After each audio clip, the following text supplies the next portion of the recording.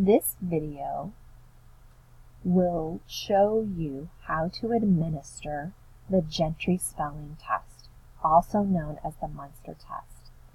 This assessment will be given to students in grades 1 through 3 as a part of the compliance to the dyslexia legislation from DESE. You may find this PDF document on SSD Life under Schools and Programs, SSD Curriculum and Instruction, under the Assessment subsite in a folder labeled Gentry Spelling Test. The way this assessment is administered is similar to a standard spelling test. You will have a list of 10 words with a sentence. Students will use a piece of notebook paper, or if you prefer, they can type it on a computer. However, you will want to turn off spell check. You will tell them the word, give them the sentence, and repeat the word, and encourage them to use what they know about words and spelling to spell the words correctly. Please let them know this is not for a grade and we just want them to try the best that they can.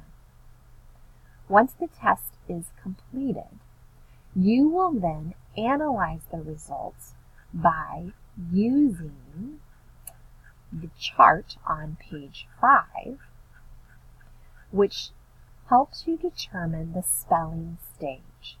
So you will look at what the student has written and determine which stage best matches their spelling of that word. You will then write that stage out to the side of the word. You will then calculate how many words at each stage and determine the stage at which the student has the most words.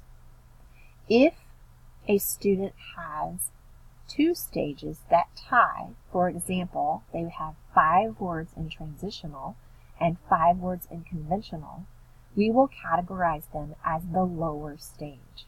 So in that case, the student would be categorized in the transitional stage.